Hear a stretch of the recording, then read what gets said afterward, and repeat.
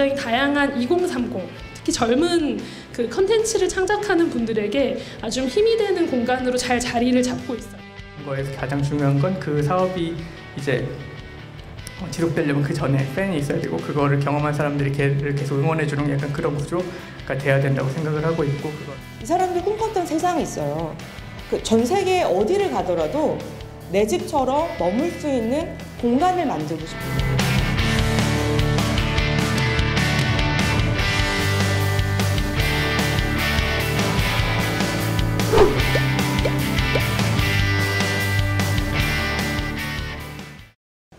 전 세계에 한 3,000개가 넘는 코워킹 오피스가 있고요.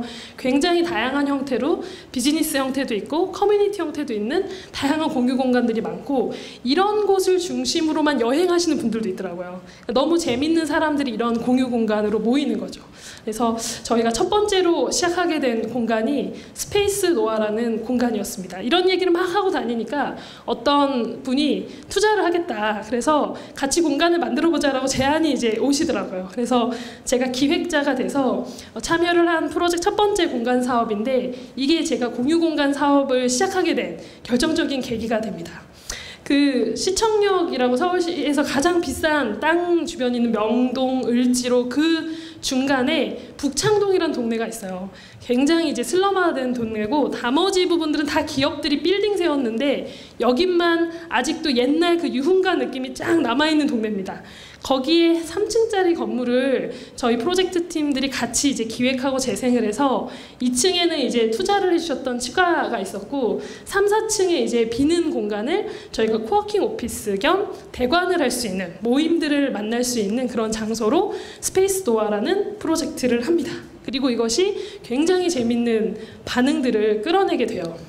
1년 사이 저희가 여기서 1년 반 정도 제가 운영 책임을 하고 이제 독립해서 나왔는데 그 사이에 정말 많은 사람들을 만날 수 있었어요. 일단 저희가 회비를 월 10만 원만 내면 이 공간에서 자유롭게 자기 사무실처럼 일도 하고 이럴 수 있다라고 안내를 했더니 뭐 외국의 코워킹 오피스들 네트워크에 막 올리고 이랬더니 정말 다양한 창작자들, 또 프리랜서들, 기업하시는 분들, 스타트업 준비하는 그런 좀 뭔가 새로운 걸 만들어내려고 고민하시는 분들이 모이는 거예요, 이 공간으로. 그래서 정말 재미있게 커뮤니티 코워킹 오피스를 운영했고, 그것만으로는 당연히 수익이 나지 않기 때문에 이 사람들이 이렇게 모여있다는 것만으로도 브랜딩이 잘 돼서 대관 사업으로 저희가 이제 운영 그 TO를 마쳤었거든요. 그래서 정말 재미있게 공간을 운영하고 한 공간을 그 공유 공간으로 재생했던 경험이 굉장히 저희한테 큰 자산이 됐어요. 그래서 독립을 하고 저희가 이제 회사를 이제 차리기 전에 이제 몇 가지 공간들을 더 운영했는데 공간이 남아있다, 그래서 좀 의미 있게 쓰고 싶다 하는 분들이 또 연락이 왔어요. 오늘 오신 또 동그라미 재단이라는 공간은 강남의 노른자 땅에 행사, 본인들 자체 기관 행사가 별로 안 하니까 나머지 한 20여일을 좀 일반 이런 좋은 활동을 하시는 분들한테 무료로 공유하고 싶다, 이런 연락들이 이제 오기 시작하는 거예요.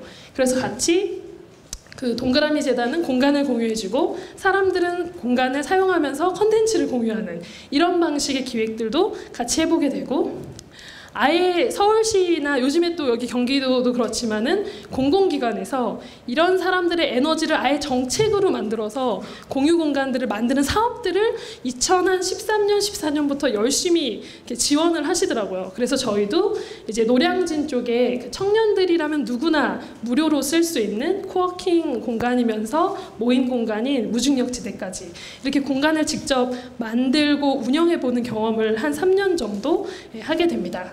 하면서 정말 많은 것을 배웠는데, 실제로 저희가 운영했던 이 3개의 공간은 실제로 지금도 잘 운영이 되고 있고, 굉장히 다양한 2030, 특히 젊은 그 컨텐츠를 창작하는 분들에게 아주 힘이 되는 공간으로 잘 자리를 잡고 있어요. 물론 수익형 공간은 스페이스 노아밖에 없긴 하지만, 서비스 공간이고 사회공헌 공간이긴 하지만 굉장히 많은 분들에게 사랑을 받고 있거든요.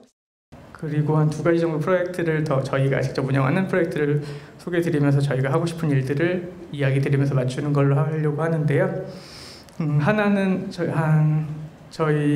제가 이제 상업시설이나 오피스들 많이 하니까 이제 가끔 이제 연락 오시는 이제 건물주분들이 있을 거 아니에요. 그 건물주분들 중에서 친하게 지내시는 분들 중에 공간이 좀 잘 안 나가는 공간이 있었어요. 근데 그게 동네가 되게 핫하다고 하더라도 안 나가는 공간들이 항상 있기 마련이거든요. 그래서 그 공간을 그냥 내줄 테니까 니네가 어떻게 해볼래? 약간 이런 제안을 주셔서 사실은 저희는 그런 창업을 하려는 분들에 대한 걸 지원하는 어떠한 걸 만들려고 생각을 하고 있어서 그냥 덥석 잡았죠. 그래서 그 공간이 약간 이렇게 생긴 약간 일종의 30대, 40대 이상 아저씨, 저를 포함한 저 같은 아저씨들을 위한 올드팝 펍이었는데 장사 매출이 되게 안 되고 있었거든요. 그래서 그 공간을 이제 리모델링을 해서 테스키친 서울이라는 이름을 붙이고 거기에 이제 창업하려는 예비 셰프들이 자신의 음식을 선보일 수 있는 팝업 레스토랑을 만들었고요. 그 팝업 레스토랑을 통해서 이제 아무리 여기서 많이 느낀 건 셰프들이랑 많이 친해졌는데 셰프들이 음식이 다 맛있긴 하잖아요. 근데 그거랑 이제 가게가 잘 되는 거랑은 말이 별개더라고요. 사실은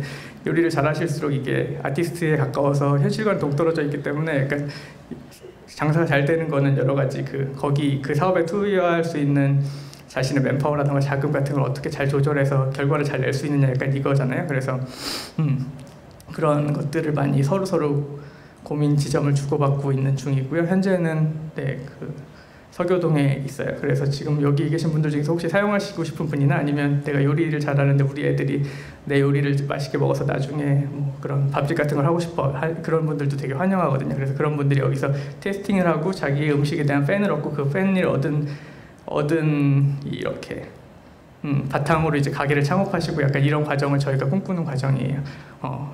갑자기 생각난 건데 논외로 이게 괜찮다고 생각했던 이유가 저희가 로컬 스티치를 하면서 되게 오랫동안 좀 한 2년 동안 고생을 했던 게 저희가 디자이너로서 그 동네에 들어가는 서비스를 되게 독단적으로 만들었다는 생각을 많이 하고 있었어요. 근데 최근에 일본에서 리노베이션 스쿨이라는 어떤 일종의 그런 도시대생 프로그램 같은 걸 봤는데 거기는 이제 로컬 비즈니스 모델을 만드는 그 중간 과정에서 그 동네 사람들이나 아니면 그 원래 동네에 있는 사용자들이랑의 커뮤니케이션을 계속하면서 일종의 팬을 어느 정도 계속 모집하는 그런 과정이 있더라고요. 그래서 그런 과정을 통해서 얘가 안전하게 창업할 수 있는 기회를 얻는 거죠. 근데 그 프로젝트를 같이 이야기를 나누면서 저희가 로컬 스티치를 하면서 고생했던 막 여러 시간들이 흘러가면서 우리가 그걸 미리 알았더라면 좀 더 안전한 창업으로 이렇게 살아남 이렇게 계속 될 수 있지 않았을까 하는 생각이 들더라고요. 그래서 약간 테스트키친 서울도 사실은 그런 거예요. 그래서 로컬 비즈니스는 사실은 홈플러스를 만든다거나 되게 대형 비즈니스랑은 좀 다른 식으로 접근을 해야 되거든요. 거기에 투여되는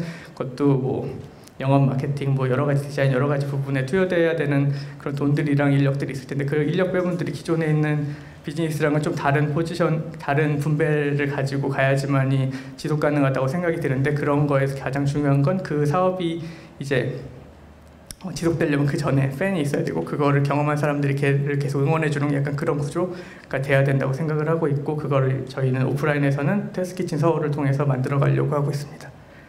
두 번째 나누고 싶은 이야기는 에어비앤비의 창립자에 대한 이야기인데요. 사진 속에 보이는 분도 굉장히 젊죠, 여러분. 이분이 8년 전엔 더 젊으셨어요. 20대 때 에어비앤비를 창업한 세 사람인데요. 저 오른쪽 끝에 있는 분하고 가운데 있는 분이 오른쪽 끝은 브라이언이라고 저희 CEO입니다. 두 분은 같은 디자인 스쿨의 동기였었어요. 대학을 졸업하고 그 왼쪽 끝에 있는 CTO를 만납니다. 컴퓨터 공학을 전공한 사람이고요. 세 사람이 만나서 뭔가 우리도 회사를 차려보자. 그래서 샌프란시스코에 아파트를 하나 빌립니다. 이 아파트에 있는데요. 갑자기 집주인이 월세를 인상해버린 거예요. 근데 월세 인상분을 낼 수 있는 돈이 있지 않았어요. 여러분 전세 사시고 월세 사시면 다 아시겠지만 그럴 때 굉장히 정말 당황스럽죠. 이 세 사람들도 이 월세 인상분을 어떻게 해결할까 고민을 하다가 생각을 해보니까 그때쯤에 샌프란시스코에서 국제적인 디자인 컨퍼런스가 열렸었는데요. 항상 이렇게 대형 행사가 열리게 되면 숙박 문제가 부족을 했습니다. 마침 집에 있던 에어베드를 그럼 깔고 아침 식사를 브렉퍼스트를 제공하면 에어 베드 앤 브렉퍼스트라는 이름으로 우리가 이 디자인 컨퍼런스에 오는 사람한테 서비스를 제공해 주면 어떨까? 돈을 받고. 그렇게 해서 실제로 이 기간 동안에 3명의 손님을 받습니다. 그 3명의 사람은요, 아직도 그 사진이 저희 회사 본사에 가면 걸려 있고요. 지금도 저희 회사 컨퍼런스를 하게 되면 8년이 지났는데도 지금까지 계속 와주고 있습니다. 첫 번째 사람은 인도 사람인데 아몰이라는 사람이에요. 8년이 지나고 나서는요, 지금 여기 보이시는 것처럼 이렇게 뉴욕에 있는 아주 큰 화려한 아파트부터요, 유럽에 있는 100년, 200년 된 고성, 남미에 있는 조개 모양의 되게 멋있는 풀빌라까지 굉장히 다양한 그런 집들이 지금 에어비앤비에 올라와 있습니다. 그렇지만 우리 첫 시작은 에어 베드 앤 브레퍼스트였던 거죠. 이 사람들이 꿈꿨던 세상은요, 제가 보기엔 에어비앤비의 창업자들은 드리머였던 것 같아요. 이 사람들 꿈꿨던 세상이 있어요. 그 전 세계 어디를 가더라도 내 집처럼 머물 수 있는 공간을 만들고 싶은 거죠. 그게 이 사람들 꿈꿨던 건데요. 사실 아까 되게 열정적으로 많은 이야기를 했더니 투자자가 왔다고 하시잖아요. 에어비앤비 처음은 굉장히 고난했습니다. 투자를 받기 힘들었어요. 투자를 받기 힘들었던 이유는 어느 누가 낯선 사람의 집에 가서 머물겠느냐. 어떻게 믿고 낯선 사람을 우리 집에 들여올 수 있겠느냐. 당신의 아이디어는 크레이지하다. 미친 짓이다. 이게 사실은 투자자들이 에어비앤비 창립자들이 했던 말입니다. 근데 이 세 사람들은요, 거기서 굴하지 않고요. 그럼에도 불구하고 우리는 신뢰 시스템을 계속해서 쌓아간다면 우리와 같은 가치관을 공유하고 있는 그런 게스트와 호스트가 우리의 서비스를 이용할 거라고 믿었고요. 바퀴벌레 정신으로 계속 버텨갑니다. 서비스는 계속 개선해 나가고 있고요. 그리고 실제로 그 저희의 가치관을 공유하는 게스트와 호스트가 서비스를 이용하면서 이분들이 저희의 스토리텔러가 되기 시작했어요. 자신들이 경험했던 좋은 경험들을 주변 사람에게 널리 알리기 시작하니까 이게 어느 순간 빠른 속도로 서비스가 그 글로벌 서비스가 돼가고 있는 걸 저희가 발견하게 됩니다. 그 중심에는 사실 호스트가 있었었는데요. 이제는 에어비앤비를 모바일이 됐건 앱이 됐건 클릭을 하게 되면요. 전 세계에 250만 개의 숙소가 올라와 있습니다. 현재 지금 저희는 191개 국가의 34,000개 도시에서 서비스를 하고 있고요. 저희 서비스를 이용하는 사람들은 지금 현재 1억 명 정도가 됩니다. 에어비앤비는 이제 8년이 지난 현재는 전 세계의 최대의 숙박 공유 플랫폼이 되셨었고요.